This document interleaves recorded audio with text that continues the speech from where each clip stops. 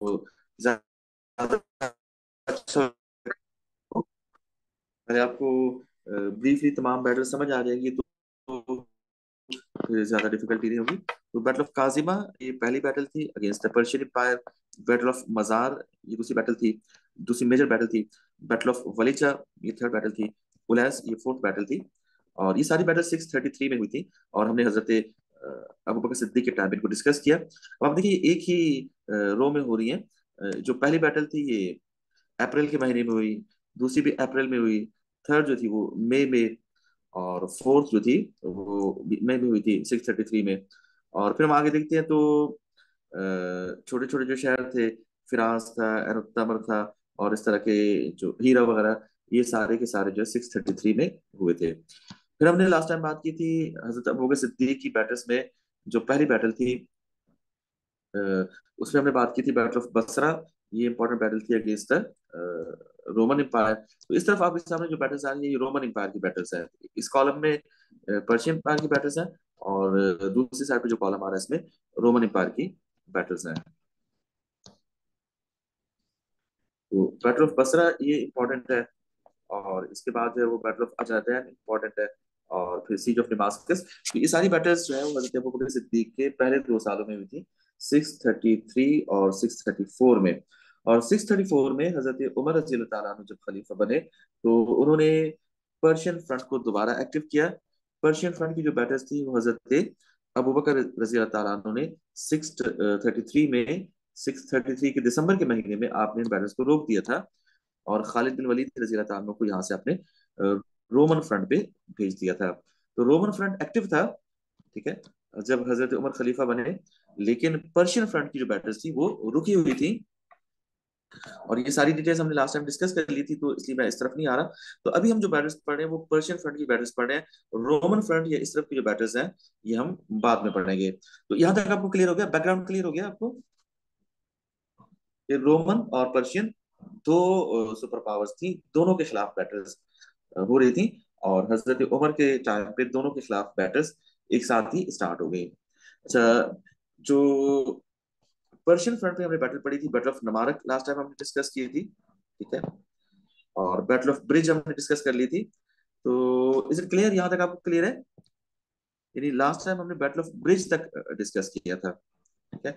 और battle of bridge जो है इस टाइम पे अबू बकर सिद्दीक के टाइम पे, हजरत उमर के टाइम पे जितनी भी बैटल्स हुई थी अगेंस्ट रोमन एम्पायर या पर्शियन एम्पायर, उनमें सिर्फ एक ये बैटल थी, बैटल ऑफ ब्रिज, जिसमें मुसलमानों को डिफीट हुई थी।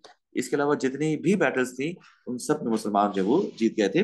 बैटल ऑफ ब्रिज पे भी क्वेश्चन आता है, 10 मार्क्स का क्वेश्चन नहीं आता, लेकिन मोस्टली बैटल ऑफ ब्रिज का और इसके साथ एक और बैटल है बैटल ऑफ बुवेब, इन दोनों का मिला के क्वेश्चन आता है।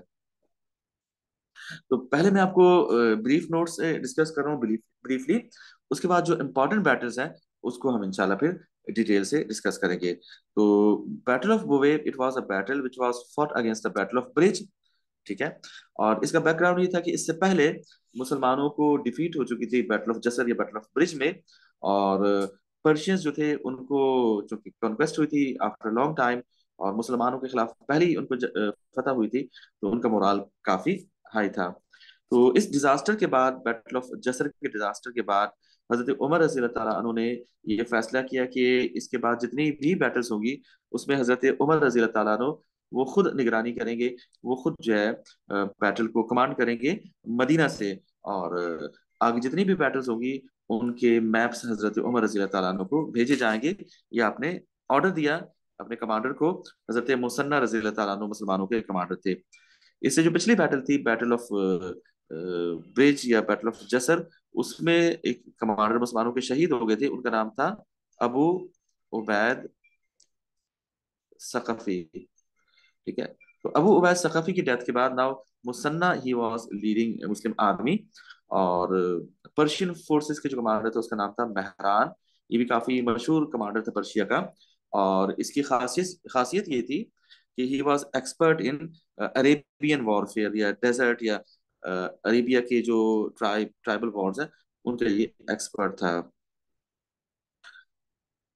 अच्छा, इससे पहले जो बैटल थी, बैटल ऑफ जसर, जिसकी हमने पहले बात की थी, उसमें पर्शियन आर्मी ने यूफ्रेटिस की दूसरी साइड पे, यानी उनकी साइड पे इनकैम्प किया था, और मुसलमान क्रॉस करके पर्शियन की साइड पे गए थे।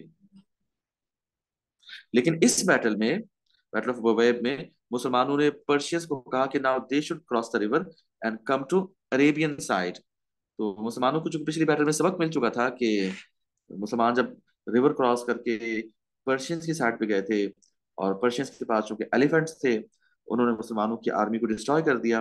तो मुसलमानों के पास रिट्रीट करने के लिए कोई रास्ता नहीं था, क्योंकि मुसलमानों की बैक पे रिवर था। तो इस वजह से मुसलमानों को बहुत नुकसान हुआ था इससे पिछली बैटल में। तो इस बैटल में, यानी बैटल ऑफ बुवैब में, मुसलमानों ने रिवर क्रॉस करके पर्शियंस पे अटैक नहीं किया, बल्कि पर्शियंस से कहा कि they should cross the river Euphrates and come to the Arabian side. तो वो आए, रिवर क्रॉस करके, एक आध दिन उनकी इनकैम्पमेंट में लग गया, उन्होंने अपनी आर्मी को अरेंज किया, रोज बनाए, कॉलम्स बनाए, and by the next day battle started.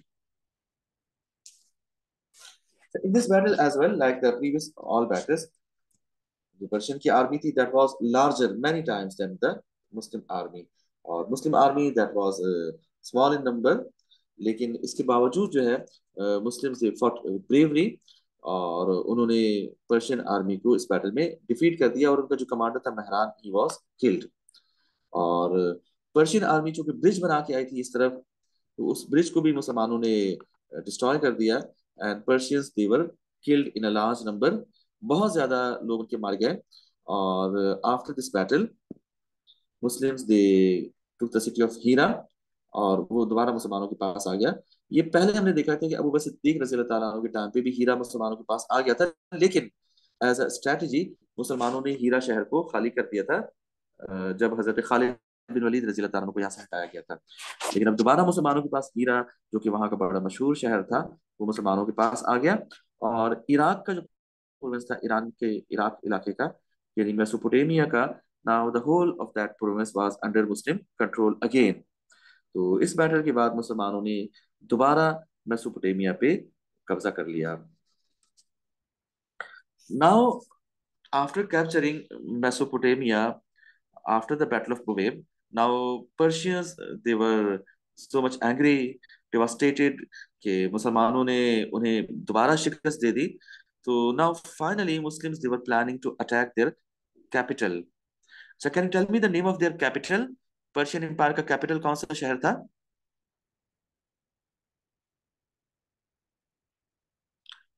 जी, उसको इंग्लिश में कहते हैं कैटास्फन। ठीक है। और अरबिक में उसका नाम था मदाइन, या पर्शियन में या अरबिक में। तो Madain was the capital of Persians. और पर्शियंस का जो रूलर था, उसका नाम था यजदगर्द। तो Yazdegerd, he used to sit in Madain. तो now Muslims they were going to attack on Madain. मुसलमानों का अगला टारगेट जो था, उनका कैपिटल था, मदाइन था। So now Persians they were in danger. उनका कैपिटल जो है वो खतरे की जद में था।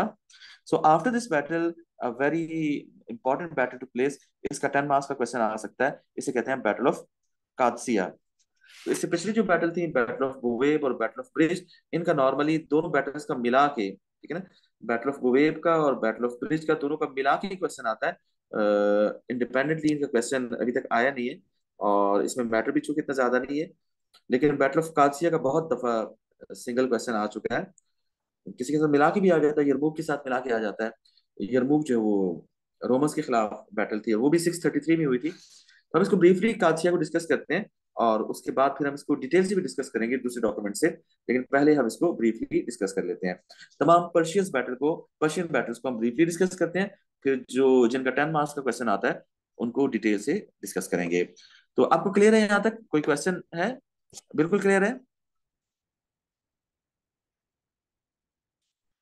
ठीक है। तो बैटल ऑफ कादसिया का इंट्रोडक्शन आप यूँ दे सकते हैं कि बैटल ऑफ कादसिया बहुत इंपॉर्टेंट बैटल थी, जो कि पर्शियंस के खिलाफ लड़ी गई। और नवंबर 636 एडी में या सीई में ये बैटल हुई। और इस बैटल के बाद मुसलमानों ने पर्शियंस के कैपिटल मदाइन को कंट्रोल कर लिया, और it was a final blow या heavy blow to the Persian empire. इसके बाद दोबारा पर्शियन एम्पायर कभी संभल नहीं पाए, और उसके बाद आगे आहिस्ता आहिस्ता हम और देखेंगे बहुत सी बैटल्स में कि ultimately the whole Persian empire was destroyed during the time of हजरत उमर रजी अल्लाह ताला अन्हु।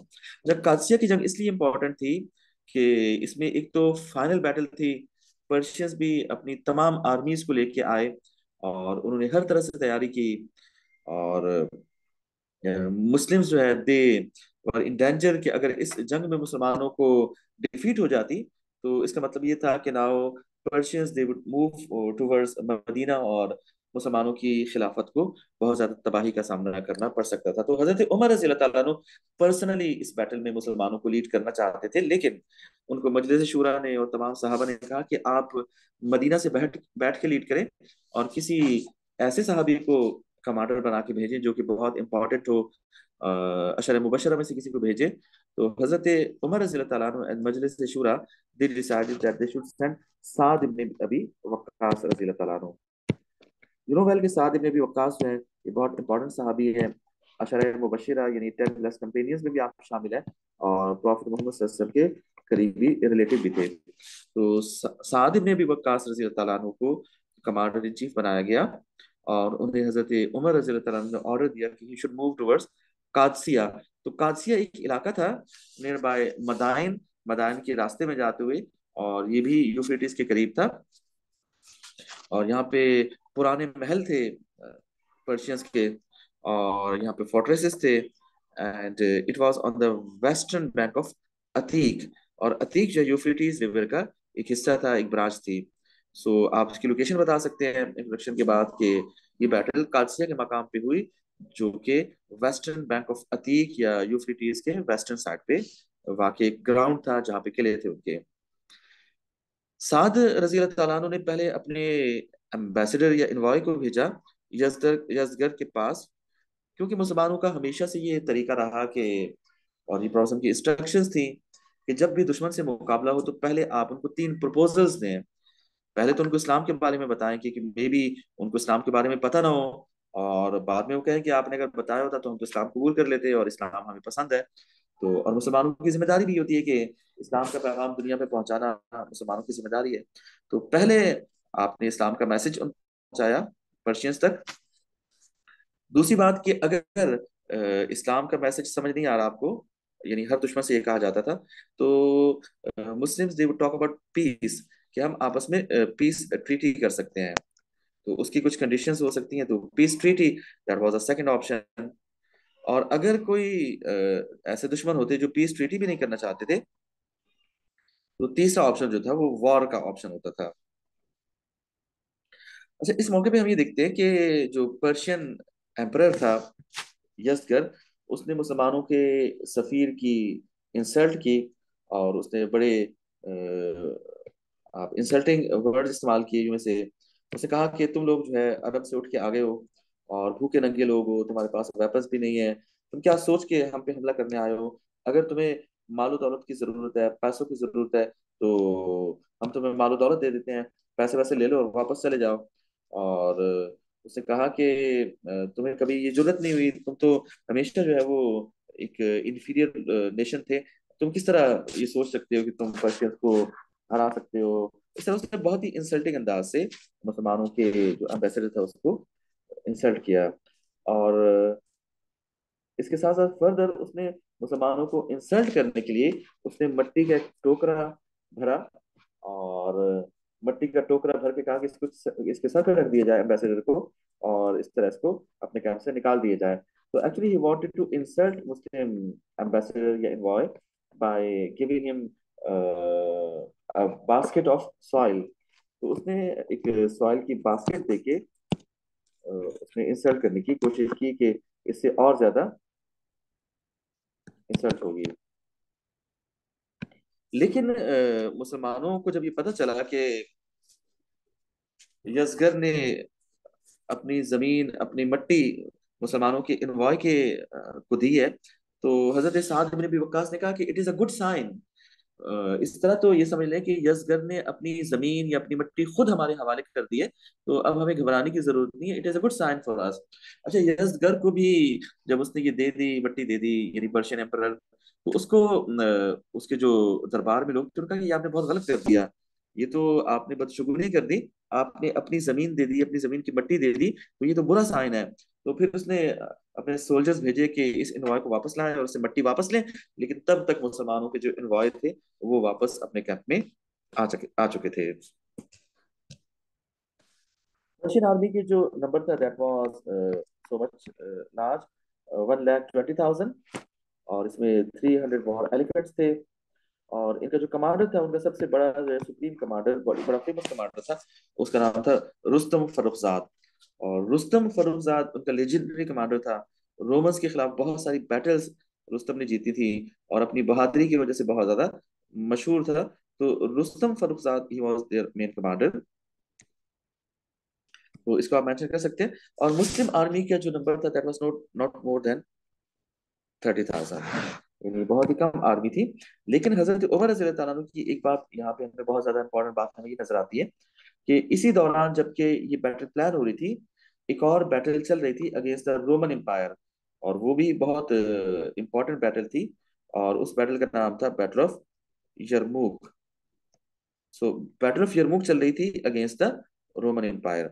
तो हजरत उमर रज़ी अल्लाह तआला अन्हु ने हजरत साद इब्न अबी वक्कास को, जो कि इस बैटल में कमांडर थे, उनको कहा कि जितना हो सके पर्शियंस के साथ डायलॉग करें और बैटल को डिले करें। आपके ख्याल में इसकी क्या रीजन हो सकती है कि क्यों हजरत उमर रज़ी अल्लाह तआला अन्हु बैटल ऑफ कादसिया को डिले करना चाह रहे थे, और दूसरी तरफ जब बैटल ऑफ यरमुक हो रही थी, तो आपके ख्याल में क्या रीजन था, क्यों हजरत उमर चाह रहे थे कि बैटल ऑफ यरमुक हो जाए, उसके बाद फिर बैटल ऑफ कादसिया को शुरू कराया जाए? तो तकरीबन 2 महीने तक मुस्लिम फोर्सेस जो है वो डायलॉग करती रही, पर्शियन से बातचीत करती रही, लेकिन जंग स्टार्ट नहीं की मुसलमानों ने। आपके ख्याल में क्या रीजन हो सकती है, क्यों क्यों डिले किया गया, इसमें क्या स्ट्रेटेजी हो सकती है? जी सालार, आप कुछ कहेंगे? या अजीशा, सर आप कुछ ताकि कहें? मुस्लिम अपनी सारी आर्मी जी को जी, एक ही साइड पे फोकस कर सकें। ठीक है। यानी आप ये कहना चाह रहे हैं कि री भेज सकें? Yes sir. That's very good. यानी ये बहुत अच्छी या बेहतरीन स्ट्रैटेजी थी कि हजरत उमर रजी अल्लाह ताला ने कहा कि पहले बैटल ऑफ यरमुक हो जाए, और तब तक एनिमीज को एंगेज किया जाए पर्शियन फ्रंट पे, ताकि रोमन फ्रंट से, रोमन फ्रंट की बैटल्स हम बाद में पढ़ेंगे, तो रोमन फ्रंट पे अगर बैटल ऑफ यरमुक हो जाए तो वहां से रीइंफोर्समेंट जो है वो पर्शियन फ्रंट पे भेजी जा सके। तो आपने पहले यरमुक की बैटल को खत्म कराया, आपने कहा कि पहले वो बैटल हो जाए। जब ये बैटल हो गई, यरमूक की बैटल हो गई 636 में, तो फिर आपने हजरत खालिद बिन वलीद रजी अल्लाह तआला अन्हु को और अबू उबैदा बिन अल जर्राह को ऑर्डर दिया कि अब रीइंफोर्समेंट भेजें पर्शियन फ्रंट पे। और रीइंफोर्समेंट भी आपने कहा कि एक एक हजार करके पहुंचते जाए। तो इस तरह दुश्मन पे जो साइकोलॉजिकल प्रेशर था रीइंफोर्समेंट का, वो आपने डाला। और इस तरह एक क्वेश्चन आता है कि हजरत उमर रजी अल्लाह तआला अन्हु वाज ही गुड एडमिनिस्ट्रेटर या अच्छे मिलिट्री कमांडर थे? तो जितने अच्छे हजरत उमर रज़ी अल्लाह तआला अन्हु एडमिनिस्ट्रेटर थे, उतने ही अच्छे आप मिलिट्री कमांडर भी थे।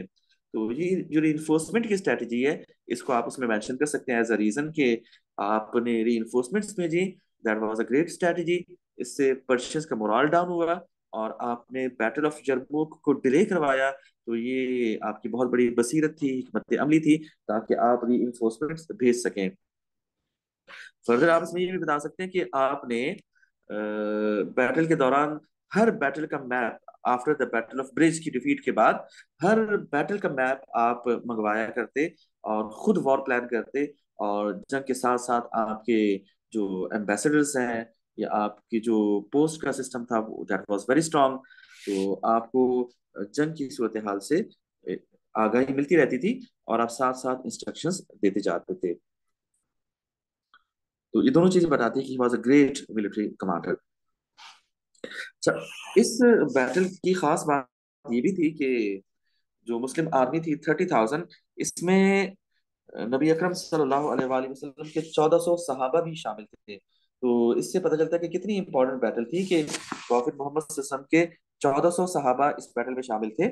और इसके अलावा 99 उनमें ऐसे थे जो बैटल ऑफ बदर के जानिसार थे, यानी बड़े शुरू के टाइम के इंपॉर्टेंट सहाबा कराम थे।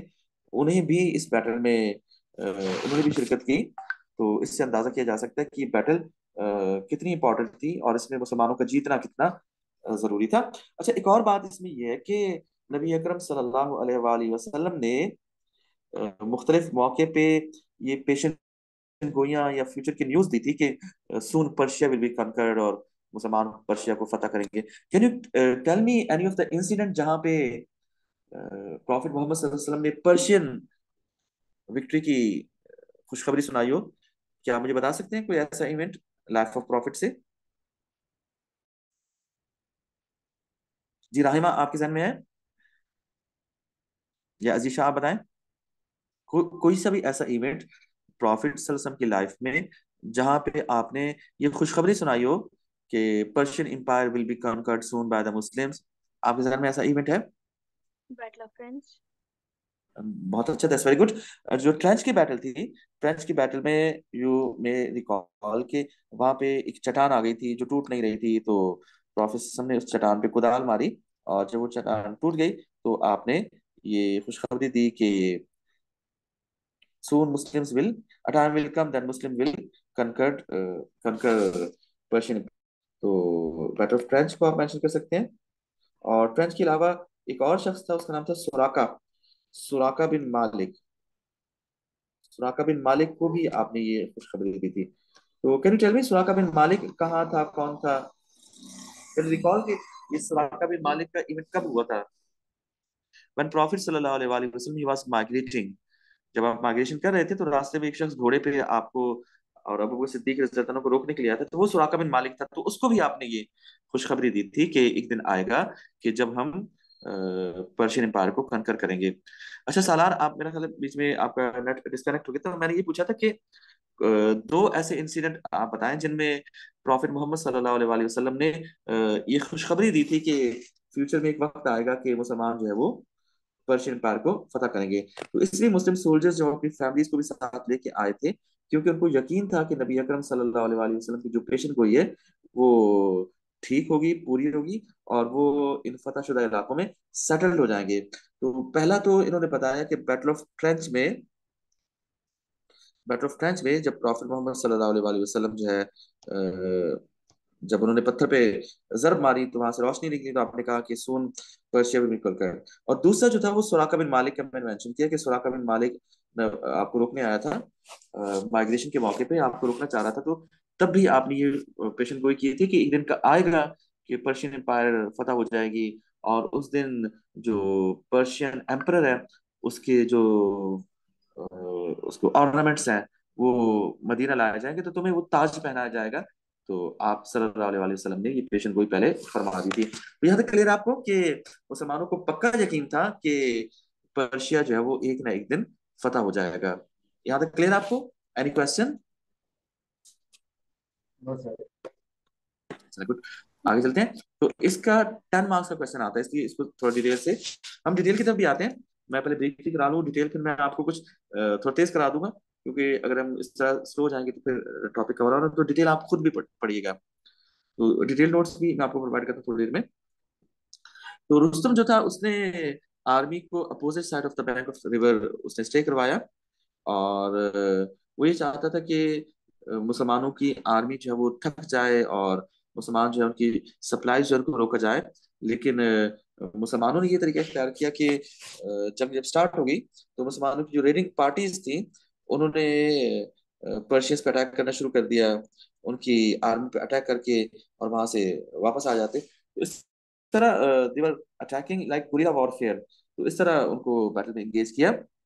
और फिर रुस्तम जो है, अच्छा रुस्तम भी जो है वो ही was looking forward some help from the Romans. लेकिन जब रोमन्स को डिफीट हो गई तो रुस्तम का जो मोराल था वो भी डाउन हो चुका था, पर्शियंस का मोराल डाउन हो चुका था, क्योंकि वो ये देख रहे थे कि जब रोमन एम्पायर को बैटल ऑफ यरमूक में शिकस्त हो सकती है तो they were much stronger than Persian empire. तो उनको जब ये खबर मिली कि बैटल ऑफ यरमूक में मुसलमानों को डिफीट हो चुकी है, तो नाउ दे वर फेयरिंग, या वो बैटल की तरफ आना नहीं चाह रहे थे। लेकिन मुसलमानों ने गोरिल्ला वॉरफेयर स्टार्ट किया, उनका अटैक करके उनकी आर्मी नुकसान पहुंचा के आने, लेकिन तो मजबूरन उनको वॉर स्टार्ट करना पड़ी।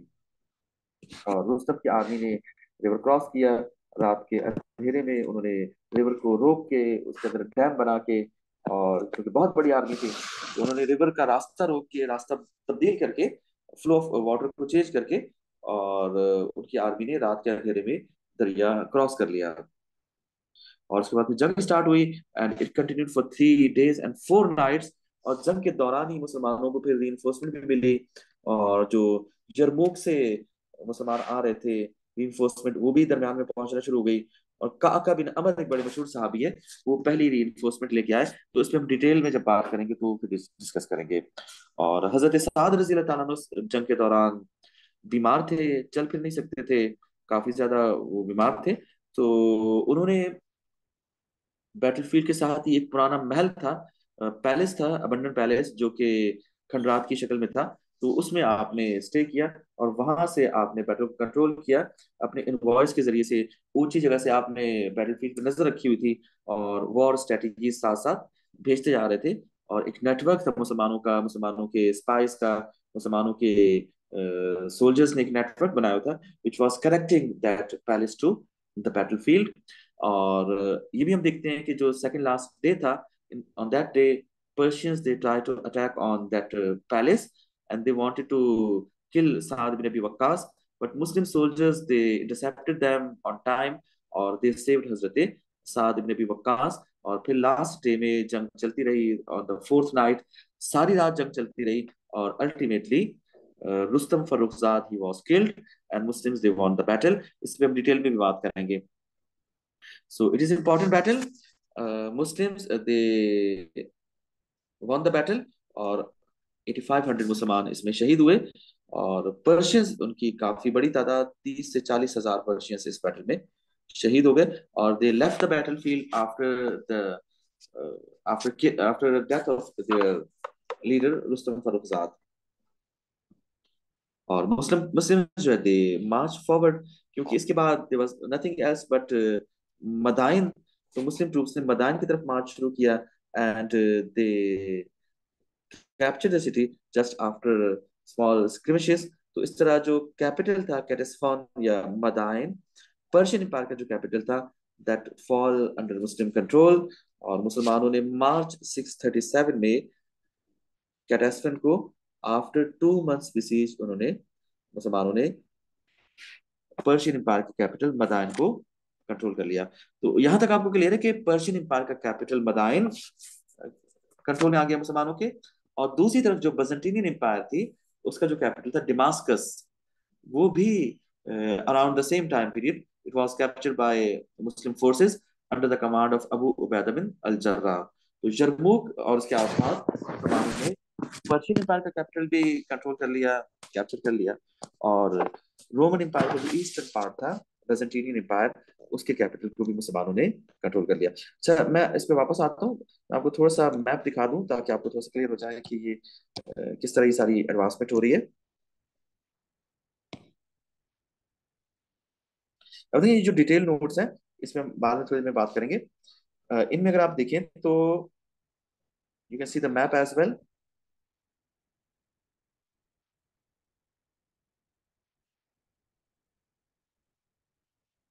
अच्छा, ये जो मैप है इसको हम अगर बड़े मैप में देखें, मैं आपको थोड़ा सा दिखा देता हूँ ताकि आपको समझ आ जाए। अब ये अरेबिया है, ये पूरा जो इलाका है, ये अरेबिया है।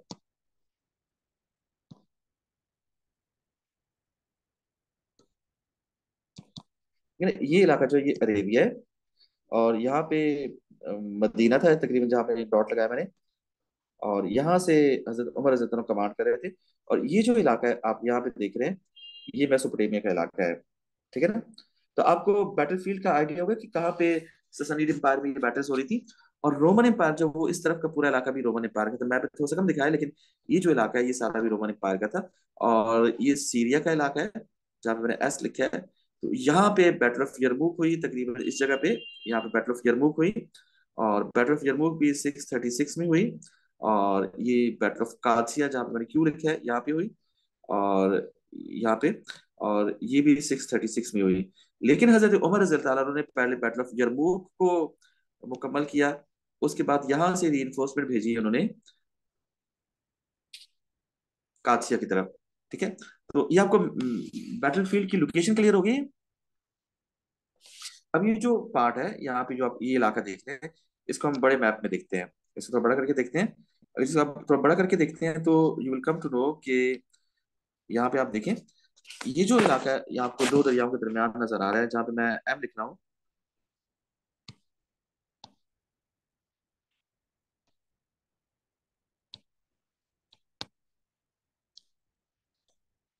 एक मिनट रुकिएगा। ये जहाँ पे मैंने एम लिखा है, ये मेसोपोटामिया का इलाका है। और ये जो दरिया है ये यूफ्रेटिस है। और ये जो दरिया है ये टिग्रिस है। ठीक है, तो ये आपको लोकेशन क्लियर होगी कि ये पूरा मेसोपोटामिया का इलाका है। मुसलमान यहाँ से दाखिल हुए थे काजिमा से, अबू बकर सिद्दीक के टाइम पे। फिर ये सारे इलाके अबू बकर सिद्दीक के टाइम पे कैप्चर हुए। ये इलाके अबू बकर सिद्दीक के टाइम पे कैप्चर हुए। फिर हजरत अबू बकर सिद्दीक के टाइम पे हीरा का शहर भी कैप्चर हो गया था, लेकिन फिर मुसलमानों को रिट्रीट करना पड़ा। और हजरत उमर आए तो फिर उन्होंने ये सारे इलाके दोबारा फतह किए। और इन तमाम इलाकों को फतह करके यहाँ पे तकरीबन यहाँ पे बैटल ऑफ कादसिया हुई। And after the battle of Qadisiyyah Ctesiphon जो दरिया के इस तरफ था, ये इनका कैपिटल था। तो now it was capture bye the Muslims. तो आई होप कि आपको बैटलफील्ड क्लियर हो गई है। हम वापस जाएं, तो इस बैटल को मैं दोबारा डिटेल से, ये तो हमने अभी ब्रीफली डिस्कस किया है, मैं इस बैटल को डिटेल से डिस्कस करूंगा बाद में। तो मैं आपको थोड़ा सा दिखा देता हूँ। अगर आप डिटेल में पढ़ेंगे तो ये जो बैटल है, इसके ये वाले जो नोट्स हैं, इसमें आपको बीच भी डिटेल से मिल जाएगी। और बुवैब और फिर ये सारी, तो इसमें बाद में बात करते हैं हम। वापस उसी नोट्स, उसी पे चलते हैं।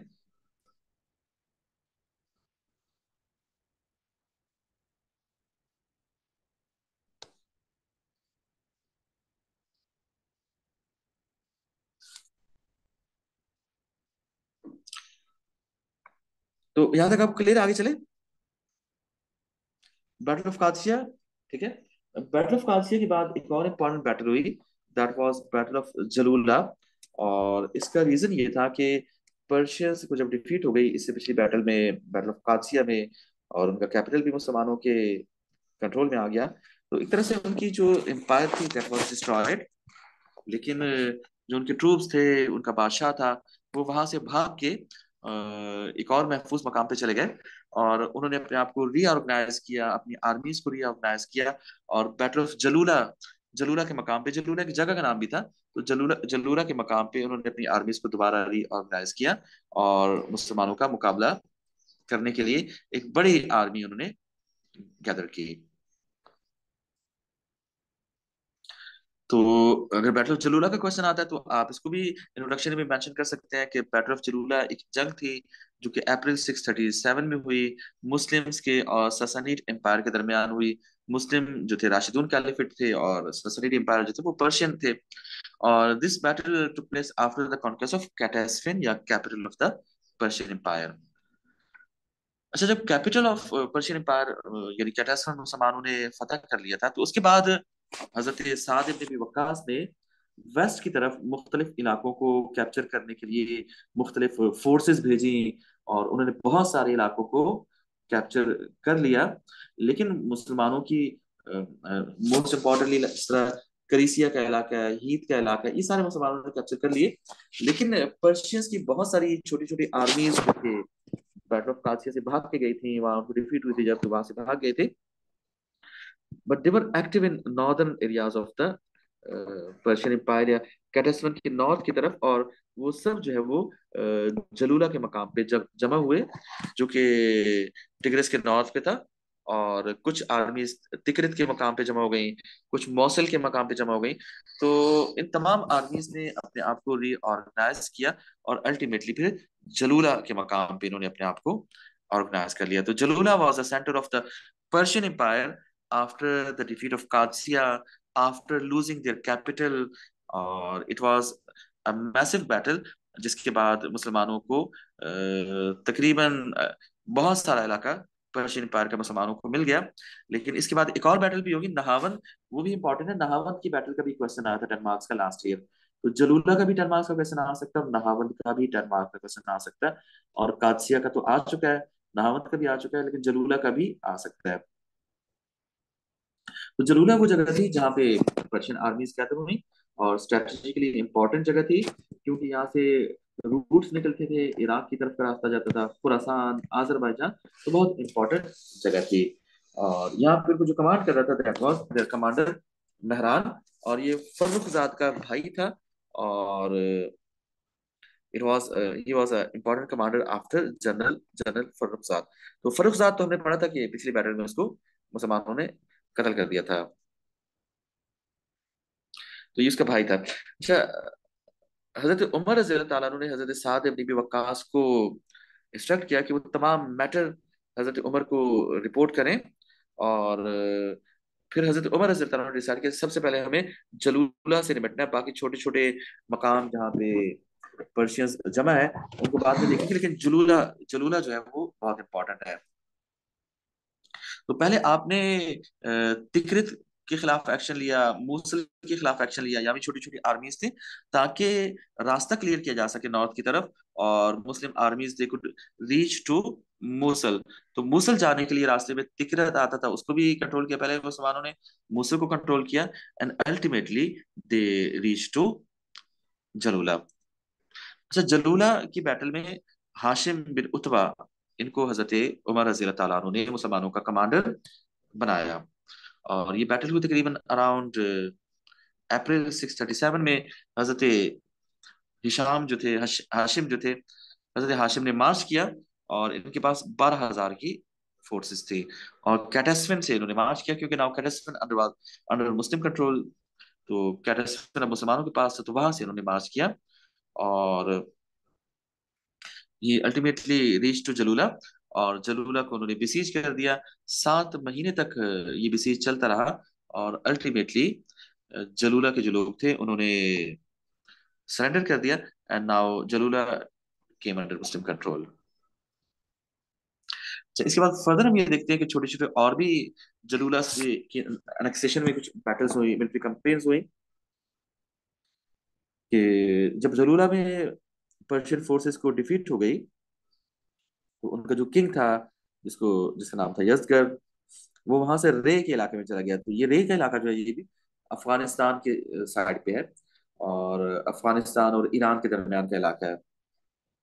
लेकिन Muslim forces they were following him, उसको गिरफ्तार करना चाह रही थी। तो रे से फिर वो मर्व चला गया, और मर्व के मकाम पे उसने अपना कैपिटल बना लिया। तो अभी भी यानी पर्शियन एम्पायर बाकी थी। हालांकि उनका कैपिटल भी खत्म हो चुका था, उनकी आर्मी भी बहुत हद तक डिस्ट्रॉय हो चुकी थी, लेकिन उनके बचे कुछ सोल्जर्स, क्योंकि ये जो पर्शियन एम्पायर थी या सैसनिड एम्पायर थी, ये बहुत बड़ी एम्पायर थी। जिस तरह आजकल अमेरिका रूस बहुत बड़ी बड़ी सुपर पावर्स हैं। और ये तकरीबन 1,000 साल से एम्पायर कायम थी। और इनका अपना रिलीजन था जोरास्ट्रिज्म, या मैगियंस कहते थे ये अपने आप को, फायर वर्शिपर्स थे ये। तो हजरत उमर रज़ी अल्लाह ताला अन्हु ने समझे कि इनकी एम्पायर को भी खत्म कर दिया, इनके रिलीजन को खत्म कर दिया, इनका फ्यूचर, इनकी ग्लोरी, या इनका जो प्रेस्टेज था, वो तमाम का तमाम जो है कादसिया और जलूला के बाद खत्म हो गया। तो मर्व जो कैपिटल था वहां से अब यजगर या Persian emperor, he was planning attacks. तो वो मेसोपोटामिया के इलाके में छोटे छोटे रेड्स करवा रहा था, वहां के चीफ्स को इस्तेमाल करके। तो इस तरह वो अमन और अमान को खराब करने की या मुसलमानों को परेशान करने की कोशिश कर रहा था। और फिर अगले आने वाले 3-4 साल में यजगर ने कुछ पावर हासिल कर ली, पर्शियंस को, फायर वर्शिपर्स को अपने साथ मिला लिया, अपने आप को दोबारा उन्होंने रीऑर्गेनाइज किया। और now Muslims they had a challenge for Mesopotamia. तो पर्शियन से दोबारा मुसलमानों को चैलेंज फेस करना पड़ रहा था। और फिर जो यजगर था उसने अपने लोगों को ये पैगाम भेजा कि it is a time to fight against the Muslims. और हर तरफ से जो फायर वर्शिपर्स हैं, they should come and join him, and they should fight a final battle against the Muslim. तो उसके कॉल के जवाब में हजारों जो वेटरन्स थे, बहादुर लोग थे, और वॉलेंटियर्स थे, जो कि पर्शियंस थे, फायर वर्शिपर्स थे, वो पूरे पर्शियन एम्पायर के इलाकों से जमा हो गए। और उन्होंने इंपीरियल स्टैंडर्ड यानी बादशाह के झंडे के तले उन्होंने निहावन की तरफ मार्च करना शुरू कर दिया। तो निहावन वाज द फाइनल बैटल जो कि 642 सीई में हुई, और हजरत उमर रज़ी अल्लाह तआला अन्हु की खिलाफत के खत्म होने से 2-2.5 साल पहले ये फाइनल बैटल हुई। और इसका भी 10 मार्क्स का क्वेश्चन आता है, इसको भी हम डिटेल से पढ़ेंगे। तो बैटल ऑफ नहावन जो थी, that was a final battle. इसमें जब पर्शियंस को डिफीट हो गई तो उसके बाद पर्शियन एम्पायर हमेशा के लिए खत्म हो गई। और इस बैटल में भी तकरीबन 1 लाख से ज्यादा पर्शियन फाइटर्स थे, और उनका जो कमांडर था ही वाज मर्दान शाह, जो कि बड़ा फेमस उनका वॉरियर था। तो अब तक हमने जो बैटल्स पढ़ी है, आज जो हमने बैटल्स पढ़ी है उसमें बैटल ऑफ कादसिया इंपॉर्टेंट है, इसका 10 मार्क्स का क्वेश्चन आता है। जलूला, इसका भी 10 मार्क्स का क्वेश्चन आ सकता है। ठीक है। और इससे पहले जो ब्रिज और बोवेब थी, उनका दोनों का मिला के 10 मार्क्स का क्वेश्चन आता है यूजुअली। तो ये बैटर्स आपको क्लियर है, हज़रत उमर रज़ी अल्लाह अन्हु की जो बैटर्स हम पढ़ चुके हैं। Any question regarding this?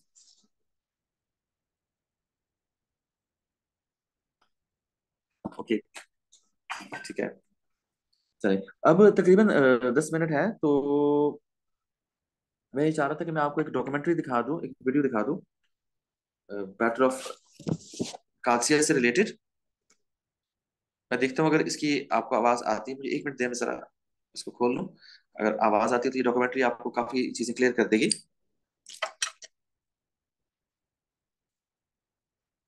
और आपको चीजें रिकॉल भी हो जाएंगी, तो मुझे 1 मिनट दें, मैं जरा इसको।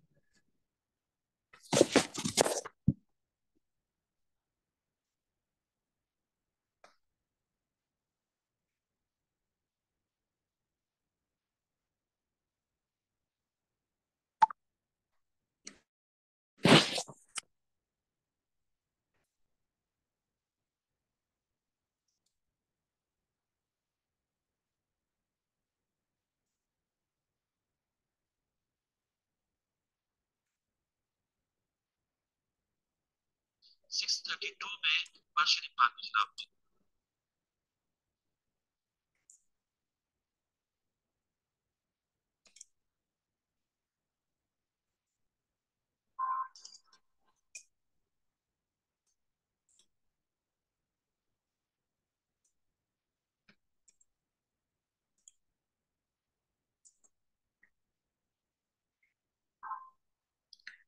तो आपको आवाज आ रही है इस बैटल की? ये जो वीडियो, इसकी आवाज आ रही है आपको? This video was suggested by our Patreon supporter, Coopinator. Supporting us on Patreon is the best way to propose and sponsor a new video. In one of our previous videos, we depicted the 6-day Battle of Yarmouk between the Byzantine Empire and the Rashidun Caliphate. आपको आवाज clear आ रही है? मैं इसको और clear करूं? सही है। समझ आ रही है ना?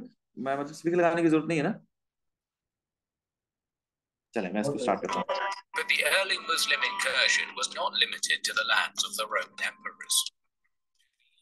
The forces of the Caliphate attacked the mighty Sassanid Empire and fought a 20-year war, culminating in the Battle of Al-Qadisiyah.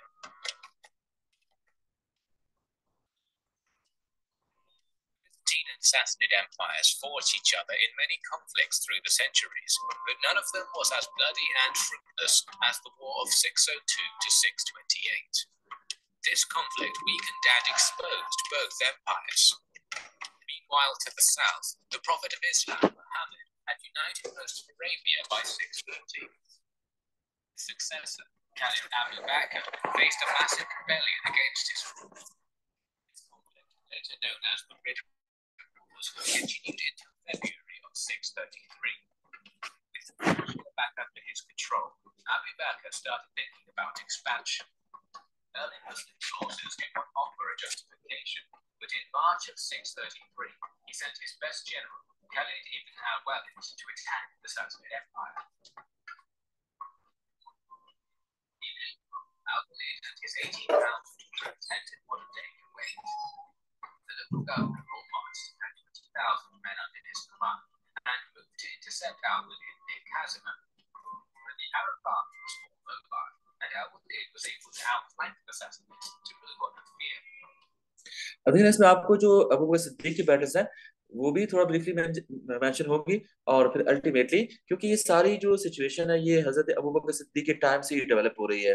633 से फिर 634, और अल्टीमेटली जो लास्ट बैटल हुई वो 636 में कादसिया। तो अबू बकर सिद्दीक के टाइम से लेके चल रहे हैं ब्रीफली, तो ये आपका और क्लियर हो जाएगा। कोई भी क्वेश्चन हो तो पूछिएगा।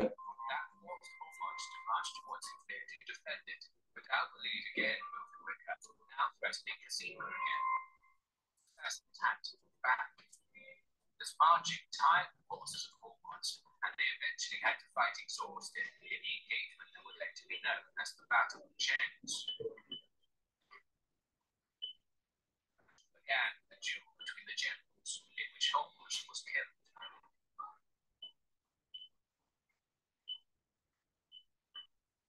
The Sassanid footmen in the center had been chained to each other to allow them to hold the line, while cavalry were to the flanks. The death of their general affected morale, but they managed to repel the initial Muslim attack. Still, the Sassanids were exhausted from marching, and eventually their cavalry started to give ground and had to retreat. This turned into a general retreat, with the center slowed by the chains. Most of the Sassanid infantry was killed. However, a bigger Sassanid army under Karik was en route. Karik crossed the Tigris in late April and set up his camp in the river. Of course, Muslims joined him as well. Cavalry was moving to the north to cross the river, but had to stop as his 17,000 were now facing 40,000 foes. Once again, the armies formed up with infantry in the center and cavalry on the flanks, and once again the battle started with duels, during which Karik and two of his generals were killed. Cavalry led a frontal attack, and the leaderless Sassanids were slaughtered. Muslim troops killed around 20,000 enemies. The Sassanid court learned about the losses by the end of April and gathered two more armies. The first army, led by Anders Agar, was sent to the city of Walaja to intercept the Muslims, as it was expected that Al-Walid would be the along the Euphrates. Indeed, Al-Walid's army was marching as predicted. He had a number of spies in the area, and he knew that the second Sassanid army under Bahman would soon reinforce Anders Agar, so he decided to attack the first Sassanid force. अच्छा, आप यहाँ पे देखें ना कि हजरत खालिद बिन वलीद रज़ी अल्लाह ताला अन्हु ने बहुत क्विक एक्शन लिया, और इससे पहले कि दूसरी आर्मी पहुंचती आपने पहली आर्मी को एंगेज करके उसको डिस्ट्रॉय कर दिया। तो दैट वाज अ ग्रेट या सुपीरियर स्ट्रेटजी ऑफ हजरत खालिद रज़ी अल्लाह ताला अन्हु कि उन्होंने आर्मी को पहुंचने ही नहीं दिया, वरना जो पर्शियंस उन्हें 5-6 आर्मीज भेजी थी, लेकिन हजरत खालिद ने इतना क्विक एक्शन लिया कि एक महीने के अंदर उन्होंने 2-3 बैटल्स करके हर आर्मी को उन्होंने डिस्ट्रॉय कर दिया। Two armies met in early May in Walaja in a field between two hills. Al-Walid had 10,000 infantry and 5,000 cavalry against 30,000 Sassanid troops. Initially, Anders Agar was planning to wait for Bahman, so he didn't attack the Muslims on the first day. Al-Walid needed to lure his enemy out, so during the night he sent his cavalry away. The Sassanid leader fell right into the trap. He ordered his troops to attack head-on, and the Muslim army started retreating. Al-Walid's center allowed itself to be pushed back, and his army formed a group. The guard believed that it was a great moment to all of his cavalry against the flanks of the enemy and encircle the Muslims. That was the moment Al-Walid's cavalry was waiting for. It hid behind the opposite hill and charged into the enemy at a crucial moment. Now encircled. In a battle eerily reminiscent of the classical battle at Cannae, the Sassanids lost more than 20,000 warriors. Al-Walid continued moving to a west. 6 more Sassanid armies were sent against him between May and November of 633, but each of these armies was defeated. However, movement into the central part of the Sassanid Empire was still impossible, and a letter from the Caliph ordered Al-Walid to move into Syria instead. He won another battle, allied Sassanid Byzantine army near Firaz in late 633, and moved on to fight the Romans. Modern-day Iraq was now under Muslim control. Sources are not clear on what happened in the next 2 years, but it seems that the region changed hands a few times. The only significant engagement during this period, called the Battle of the Bridge, was won by the Sassanids. In May of 636, the new Caliph Umar recruited a new army. 30,000 troops, commanded by Sa'd ibn Abi Waqqas, entered Iraq in July. The Sassanid army under Rostam was already nearby, in the area called Al-Qadisiyah, near modern-day Kufa in Iraq. It had around 70,000 troops. Both sides built a fortified camp, but as negotiations were going on, the battle would not start for a few more months. The victory over the Byzantines at Yarmouk allowed the Caliph to divert more than 6,000 veterans of the Syrian campaign to Al-Qadisiyah, which they probably reached in late October. By the time of the battle, the Sassanids had about 50,000 infantry, 15,000 cavalry, and 40 elephants. Meanwhile, the army of the Caliphate had around 30,000 footmen and 8,000 cavalry. Rostam divided his infantry, cavalry, and the elephants into 4 groups, with elephants in front, infantry in the second line, and cavalry in the third. The Muslim troops were formed into 4 infantry divisions in the first line and 4 cavalry divisions in the second. The Battle of Al-Qadisiyah took place between November 16th and 19th, 636. The first day started with traditional personal combat. It is not clear which side had the upper hand, but later in the day, Rostam sent his entire left flank forward to attack the right flank of the enemy. The Muslims attempted to use their cavalry to outflank and kill the elephants, but were counterattacked by the Sassanid heavy cavalry. Both the infantry and the cavalry of Sa'd's right flank had to retreat. The Muslim cavalry division in the right center was sent to outflank the Sassanid cavalry, while one of the infantry units of the right center was ordered to attack the enemy infantry and the elephants from the left. This allowed the right side of the Muslim army to push the enemy back. The Sassanid right and right center were also commanded to attack. Initially, the elephants broke the enemy lines, but support from the Muslim center repelled the elephants, and soon the Muslim infantry managed to counterattack and drive the Sassanids back.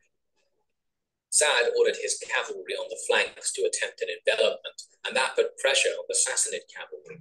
But eventually, Rostam moved into the fray himself with the central units and drove the foe back.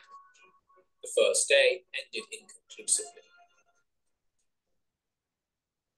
The Muslim army received a number of reinforcements throughout the second day, and as the enemy elephants were not in position, Sa'd decided to go on the offensive. His right flank cavalry was able to push their counterparts back, and that allowed the Muslim infantry to gain an advantage against the Sassanids. Once more, Rostam joined the battle and counterattacked. Sa'd's units needed to retreat, and the second day also had no breakthrough.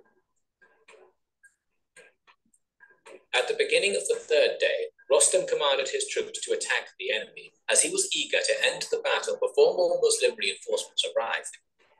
The charge started with a skirmish, in which the Sassanid archers got the better of their counterparts. Soon the elephants attacked, and Sa'd's army retreated under this pressure. Rostam tried to end the battle by killing the enemy leader, but his cavalry was stopped. Muslim forces across the front finally maimed the elephants enough to drive them into a rage. All the beasts that didn't die on the spot panicked and moved towards the river, which broke the Sassanid formation. The Muslims attempted to counterattack, but Rostam reformed his lines yet again, and another day ended with no results. There was no pitched battle in the early hours of the fourth day, and that made the Sassanids complacent. Before the troops got into position, the Muslim center-left cavalry charged behind enemy lines and achieved its goal of killing Rostam. Although the Sassanids eventually pushed this cavalry division away and built a front, the death of their leader demoralized the army. The full charge of the Muslim army finally sent the Sassanids into full retreat. The Muslims lost around 10,000 men in this battle, while the casualties of their foes were more than 25,000. Soon, the Sassanid capital, Ctesiphon, fell. The war would continue until 654, with various Sassanid generals and governors attempting to mount resistance, but it was too late. The Battle of Al-Qadisiyah sealed the fate of the empire and the Middle East. तो I hope कि आपको clear है। Yes, sir. तो कोई question हो तो बताएं। तो इसमें बस इम्पोर्टेंट बात ये कि बैटल ऑफ कादसिया का 10 मार्क्स का क्वेश्चन आ सकता है। तो अभी तो मैंने आपको ब्रीफली एक्सप्लेन किया बैटल ऑफ कादसिया। इसके बाद नेक्स्ट क्लास में हम जो इसके बाद अगली बैटल है बैटल ऑफ नहावन, उसको ब्रीफली एक्सप्लेन करेंगे। और फिर उसके बाद हम रोमन कैंपेन्स को पढ़ेंगे। और आखिर में जब ये सारी कैंपेन्स हो जाएंगी तो उसके बाद दोबारा हम पढ़ेंगे बैटल ऑफ कादसिया को डिटेल से पढ़ेंगे और बैटल ऑफ नहावन को डिटेल से पढ़ेंगे, ताकि एक दफा आपको पूरा स्केच बन जाए ना कि कौन सी बैटल्स में क्या क्या हुआ। तो जब आप डिटेल से पढ़ेंगे तो फिर आपको ज्यादा प्रॉब्लम नहीं होगी। तो डिटेल से इसलिए पढ़ेंगे, उसका 10 मार्क्स का क्वेश्चन आता है, तो 10 मार्क्स के लिए उसको ज्यादा डिटेल से भी पढ़ेंगे। तो ये नोट्स मैं आपको शेयर कर दूंगा आज, तो आप इनको देखिएगा। तो आप जब क्लास से पहले आए अगर नोट्स को पढ़ के आएंगे थोड़ा सा, तो फिर ज्यादा आसानी हो जाएगी। वरना ये बैटल्स थोड़ा सा डिफिकल्ट होते हैं, कुछ बच्चे इसमें कंफ्यूज हो जाते हैं। तो आप अगर पहले नोट्स को देख के आएंगे तो ज्यादा आसानी रहेगी। तो I hope it's clear. Yes. चले, तो बाकी इंशाल्लाह फिर नेक्स्ट क्लास में करेंगे। इसके बाद बैटल ऑफ नहावन हमारा नेक्स्ट टॉपिक होगा, और फिर रोमन एम्पायर की बैटल्स। चले, अल्लाह हाफिज।